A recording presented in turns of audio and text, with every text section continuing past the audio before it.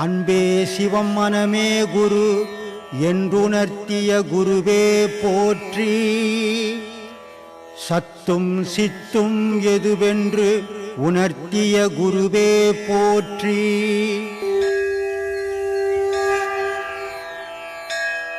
இப்போ மனநிலை பற்றி நீங்கள் நிறைய சொல்லியிருக்கீங்க ஐயா. துக்கம், சோகம் எல்லாமே, அதாவது சந்தோஷம் எல்லாமே உங்கள் மனசுக்குள்ளே இருக்குது அப்படின்னு.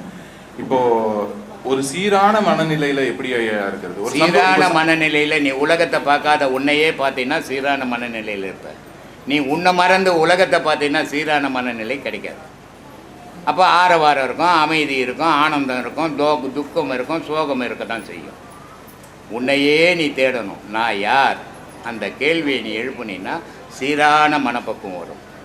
அதை விட்டுட்டு அவன் யார், அவன் எதுக்கு போடுறான், என்ன பண்ணுறான், அவன் என்ன செய்கிறான், இவன் இப்படி செய்கிறான், அவன் அப்படி செய்கிறான், உலக ஆராய்ச்சியில் போகக்கூடாது. மனித விடுதலை, இந்த உலக வாழ்வுலேருந்து விடுதலை அடையினா தன்னை ஆராய்ச்சி பண்ணமே தவிர உலக ஆராய்ச்சி பண்ணக்கூடாது. உலக ஆராய்ச்சி பண்ண விடுதலையே அடைய முடியாது. அந்த உலகத்தோடவே இருப்பான், காலாகாலத்துக்கு பிறந்துக்கினே இருப்பான், செத்துக்கினே இருப்பான், இங்கேயே சுற்றுவோம். நம்மளை ஆராய்ச்சி பண்ணோம்னா நமக்கு நம்மளுடைய ஆன்மா விடுதலை அடைஞ்சு அது எதுலேருந்து உருவாகி வந்ததோ அதில் வந்து அங்கேயே போகும். இதனுடைய பொருள் சொல்கிறேன், கேட்டுக்குங்க. கடல் இருக்குது, கடல்லேருந்து நீரை மேகம் எடுக்குது இல்லை? மேகம் எடுத்து அது ஒரு ஜில் காற்று பட்ட உடனே மழையாக கொட்டுது. மழையாக கொட்டும்போது அது ஒரு சப்தத்தை கொடுத்துக்கினே கொட்டுது, சும்மா கொட்டுறது இல்லை. மழை வந்துச்சுன்னு வீட்டு உள்ள வந்தால் கூட சொல்கிறோம்ல, அப்போ அது ஒரு சப்தம் தான் தானே சொல்லுவோம். அப்போது அது ஒரு சப்தத்தோடு கீழே கொட்டுது தரையில், பூமியில் கொட்டி கால்வாயாக போகுது, நதியாக போகுது, ஆறாக போகுது, பல விதமாக போகுது. உலகத்தில் இருக்கிற அத்தனை நதியும் கடலில் போய் சேருது. கடல்ன்றது கடவுள் மாதிரி. கடல்லேருந்து உருவானது தான் அந்த உயிரினங்கள். இந்த உயிரினங்கள் இங்கேயே ஆரவாரம் பண்ணின்னுக்குது. ஆனால் அந்த நதியாகப்பட்டது கடலில் போய் சேரும்போது அதனுடைய சத்தத்தை அது இழந்து போகுது இல்லையா? கடலில் போகிற வரைக்கும் நதியாக போனாலும் ஒரு சப்தம் கொடுத்துக்கினே போகுது, மழையாக வந்தாலும் ஒரு சப்தம் கொடுத்துக்கினே இருக்குது. ஆனால் எங்கேருந்து உருவாச்சோ அதில் போய் கலக்கும் போது அந்த சப்தம் போயிடுச்சு. அப்போது தானுன்றது அங்கே இல்லை, அதுன்றதே ஆகிப்போச்சு. அங்கே நம்ம பிறவி பயன் வந்து அந்த ஃபைனலாக அங்கே போனால்தான் முடிவடையுமே தெரிய. இங்கே உலக வாழ்க்கையில் புகழ், பேர், பணம், சொத்து, சுகம், சொந்த பந்தம் இதில் வாழற வரைக்கும் வாழ்வு முடிவடையாது. சரிங்க. இப்போ மரணத்துக்கும் உறக்கத்துக்கும் ஏதாவது சம்மந்தம் இருக்காயா? மரணம் தான்ப்பா உலகம், உலகம் தான்ப்பா மரணம். உறக்கம் தூக்கம். ஆமாம், மரணத்தினுடைய ஒத்திகை தான் ட்ரைனிங். சரிங்க. இப்போ தூங்கும் போதே சில பேர் மரணம் அடைஞ்சிடறாங்க. ஆமாம், அதுதான் மரணன்றது. ஒரு கம்பெனியில் வேலைக்கு போகிறேன், அந்த கம்பெனியில் போகும்போது ட்ரைனிங் எடுக்கணும் முதல்ல வேலை செய்யறதுக்கு இல்லை? ஆமாம். ஒரு 3 வருஷம் 2 வருஷம் அப்ரண்டிஸ் அப்படின்ட்டு ஒரு ட்ரைனிங் கொடுக்குறாங்க. அதுக்கப்புறம் தான் உனக்கு வேலை கொடுக்குறாங்க. ஆமாம். தூக்கமும் அப்படி தான். நீ மரணம் அடைய போகிறதுக்கு ஒத்திகை ட்ரைனிங்கு தான் தூக்கம். இதை ரொம்ப அழகாக சொல்லுவார் அருணகிரி. வலைப்பட்ட கை மாதோடு மக்கள் என்று தலைப்பட்டு அழிய தகுமோ, கிளைப்பட்டு எழு சூறார் உரமும் கிரியும் தொலைப்பட்டு உருவத்தோடு வேலவனி மகா மாயை கலைந்திட வல்லபரான் முகமாறு மொழிந்தது மொழிந்திலோனே அகமாயை என்று அயரும் சாகா மாயில் நின்றது. பாப்பா வெளியே போய் வரல இல்லைங்க, ரொம்ப டயர்டாக இருக்கு, கொஞ்ச நேரம் தூங்கிட்டு வரல. ஆனால் அந்த தூக்கத்தினுடைய நிலையை நீ அறியாத, அது ஒரு சுகம்னு தூங்குற. மரணமே ஒரு சுகம் மனிதனுக்கு. மரணம் அடைகிற வரைக்கும் அவன் வாழ்க்கையில் அவனுக்கு சுகம் கிடைக்கல. அப்போ மரணத்தில் தான் அவனுக்கு சுகம் கிடைக்குது. அந்த மரணத்தினுடைய ஒத்திகை தான் தூக்கம். தூக்கத்தில் ட்ரைனிங் எடுத்து ஒரு நாள் நிரந்தரமாக தூங்கிடுறான். அந்த தூக்கத்தில் அவன் உலகத்தில் வாழும்போது எதை தேடினானோ அந்த தூக்கம் அதுக்கேற்ற மாதிரி எடுத்துன்னு போய் விடுது, அந்த மரண தூக்கம். அதனால் மரணமும் உலகமும் ஒன்று தான், தூக்கமும் ஒன்று. அப்புறம் அந்த கர்மா இருக்குது, நீங்கள் சொல்லியிருக்கீங்க இல்லையா, பாவ புண்ணிய கணக்கு வச்சு தான் நம்ம அடுத்த ஜென்மம் வாழ்க்கை எல்லாமே இருக்குது. இப்போ கெடுதல் நினைக்கிறவனுக்கு கெட்டது நடக்குது. இப்போ சரி, நான் நல்லதே பண்ணுறான்னு வச்சுக்கோங்க, அதுக்கான பலனை அனுபவிக்கிறதுக்காக திரும்ப வரணுமா ஐயா?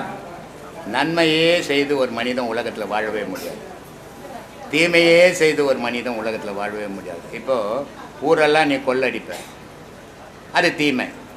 ஆனால் அந்த கொள்ளை அடிச்சதை வந்து உன் பொண்டாட்டி புள்ள குட்டிக்கு போடுவோம், அது நன்மை இல்லை? அப்போது உலகம்ன்றது இரவு பகல் இருக்குது. அப்போ நன்மை தீமை இன்ப துன்பம் இருக்குது. அப்போ இன்ப துன்பம், சந்தோஷம் துக்கம், இது ரெண்டும் எல்லாம் கலந்தது தான் உலகம். இந்த உலகத்தில் அதை வாழணும். ஆனால் இறைவனை சுமக்க கற்றுக்கோ. இன்பமாவது இருக்கட்டும், துன்பமாவது இருக்கட்டும், நடுநிலையிலேருந்து இறைவனை சும, இறைவனோட கலப்பை. எங்கிருந்து உருவாகி வந்தையோ அங்கே போய் கலந்துடுவேன். அது வரைக்கும் உன்னுடைய பிறப்பும் இறப்பும் இந்த பிரபஞ்சத்தில் நடந்துக்கினே இருக்கும். அப்புறம் இந்த இன்னைக்கு பார்த்தா அந்த குடிபோதை பழக்கம் நிறைய பேருக்கு இருக்குங்க, இளைஞர்களுக்கு. அது என்ன ஆகுதுன்னா, இப்போ ஒரு பயம் உண்டாகிட்டே இருக்கு. இப்போ பணம் இருந்தாலும் பயம் வருது, பணம் இல்லைனாலும் ஒரு பயம் வருது. பல வீடியோக்களில் நான் குடியை பற்றி சொல்லியிருக்கீங்க. ஏன்னா ஒருத்தன் சிகரெட்டு பிடிக்கிறான், ஆனால் அவன் உடம்பு மட்டும் கெடும். ஆனால் ஒருத்தன் குடிக்கிறான், அவன் உடம்பும் கெட்டு, அவன் குடும்பமும் கெட்டு, பக்கத்தில் இருக்கிறவங்கெல்லாம் கெடுத்துருவான். அப்போது இந்த குடிப்பழக்கம்ன்றது தன்னை மட்டும் அழிக்கல, தன்னுடைய வம்சத்தையும் அழிக்குது, தன்னுடைய சார்ந்தவங்களையும் அழிக்குது. ஆனால் அந்த குடிப்பழக்கத்தால் உன் மனைவி கிட்ட நீ சரியான ஆண்மகனாகவே இருக்க முடியாது. உன்னுடைய ஆண்மை இழந்துடுவே நீ நாளடைவில்.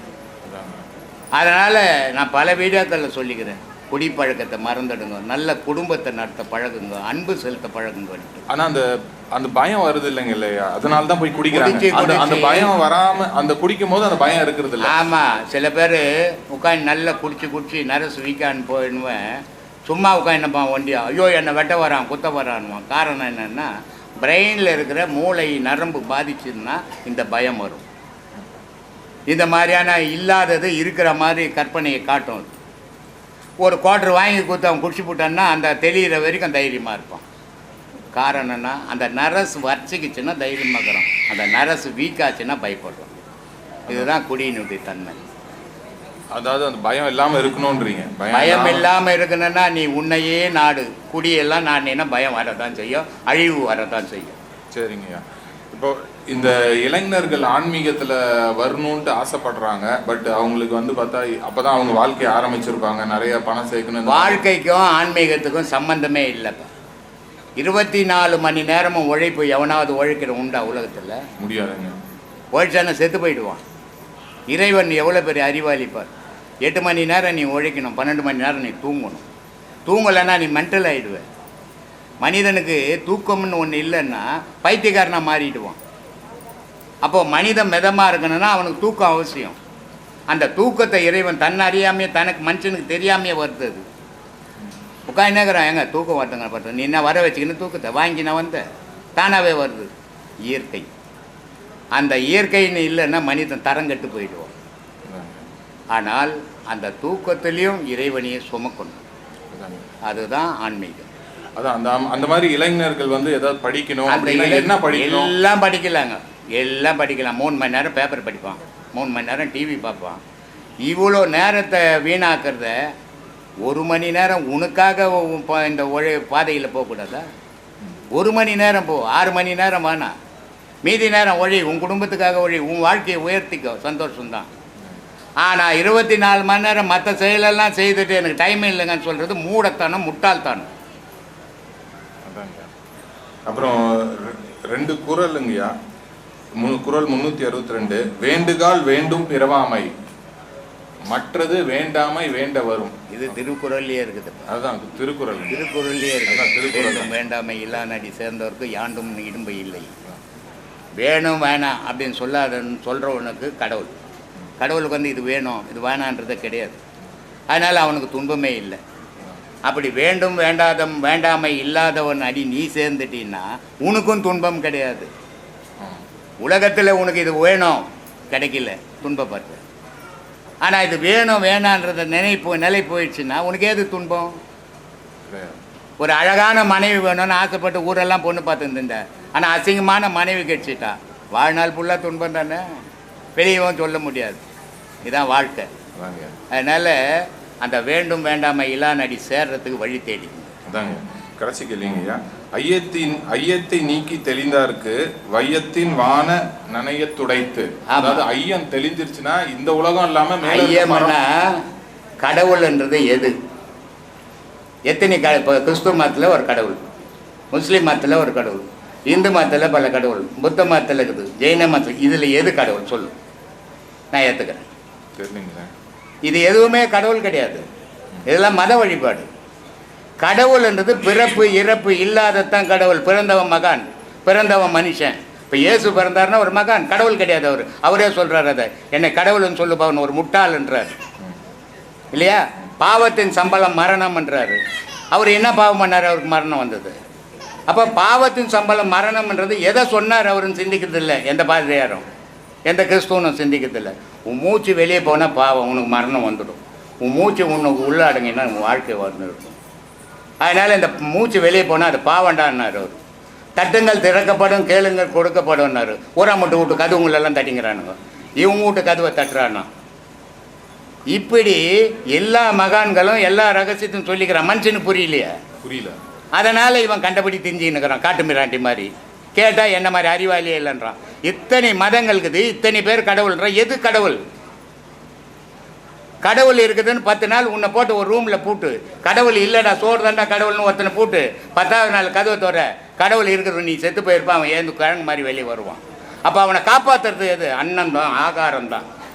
ஒரு குழந்தை பிறந்த உடனே கடவுள் தெரியுமா? அதுக்கு கடவுளை கும்பிடுறாது, கடவுள் காப்பாற்றுறாரா? தாய் பால் தான் காப்பாற்றுது. அதனால் பட்டினத்தார் அழகாக சொன்னார், முதற் சங்கு அமுது ஊட்டம்னாரு. குழந்தை பிறந்த உடனே தாய் கொடுக்குற பால் அது அமுதண்டா, பால் கிடையாதுறாட்டுன்னாரு. அமுது ஊட்டும். இடைச்சங்கு நல் விலங்கு பூட்டும். தாலி கட்டினீன்னா அப்போ ஒரு பாலும் பழம் கொடுப்பாங்க, உனக்கு விலங்கு போட்டுனடா நீ ஏன்றாரு. கடைச்சங்கு அம்புட்டோ இம்புட்டோ அது ஊடுமே. கடைசியில் ஒரு பால் ஊற்றுவாங்க, அண்ணன் வந்துக்கிறா, தம்பி வந்துக்கிற, தங்கச்சி வந்துக்குதுன்னு. அப்போ இப்போ பிழைக்குமா போகுமான்னு தெரியாதுறான்றாரு. அதனால் பால் உணவு இதுதான் கடவுள், மீதெல்லாம் கற்பனை தான். போ அதான் ஐயா. இப்போ இயேசுநாதர் சொல்றாரு, பரலோகத்தில் இருக்க எங்க பிதா அப்படின்றாரு. இந்த பூலோகம் பரலோகம் அப்படின்னு என்னங்க? மேல்லோகம் பரலோகம், கீழோகம் பூலோகம். இப்போ நம்ம வாழறதெல்லாம் பூலோகம், இறைவன் வாழறதெல்லாம் பரலோகம். இக பரமன்னு 2 இருக்குது இல்லை, மேல்லோகம்னு 1 இருக்குது இல்லை. மேலே இருக்கிறவன் இறைவன், கீழே இருக்கிறவன் மனிதன். கொடுக்குறவன் தர்மவான், வாங்குறவன் பிச்சைக்காரன். இப்படி எல்லாமே இருக்கு.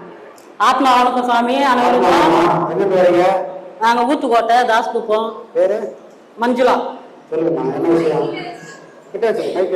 மஞ்சுளா ஊத்துக்கோட்டை சொல்லுவாங்க. எங்கள் பையன் கல்யாணம் ஆகி 10 வருஷம் ஆச்சு. எல்லாம் கோயிலுக்கும் போனேன் நான். ஐயானு வந்து ஃபர்ஸ்ட் புராசம், 2வது புராசம், 4வது வருஷம், போன வருஷம் பையன் போட்டுக்கிறோம். இடைக்கு இடம் போட்டுக்கிறோம். ஐயாவோட இடைக்கு போட்டோம். என்னோட நம்பிக்கை ஊர்ல 5000 பண்ணாலும் சரி, என்னோட நம்பிக்கை ஐயான் வந்து உதாசம் வாங்கின பிறகுதான் அந்த பையன் பிறந்தான் நின்னா அப்படின்னு சொல்லிட்டு என்னோட நம்பிக்கை. ஆனால் ஐயான் வந்து காலையில் இடைக்கு போட்டு ஒரு பையன் வந்து 3 மாசம் 3 மாசம் 4வது பாடம் வாங்கியிருக்கேன். நான் பெண் 4வது பாடம் வாங்கியிருக்கேன்.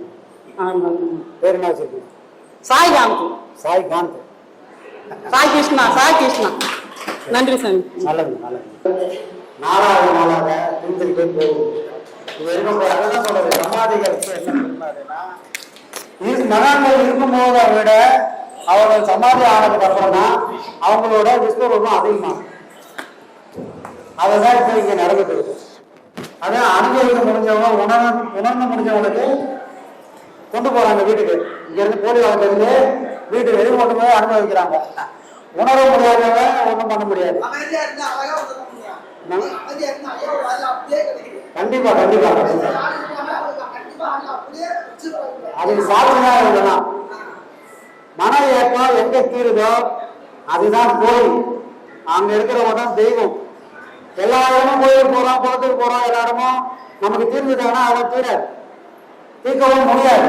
ஏன்னால் அது மனிதர்களாக உருவான ஒரு இடம், புரியுதுங்களா?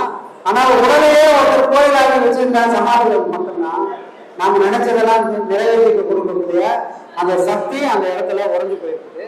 சாமர்த்தியம் இருந்தவங்களால அதை பயன்படுத்தணும்.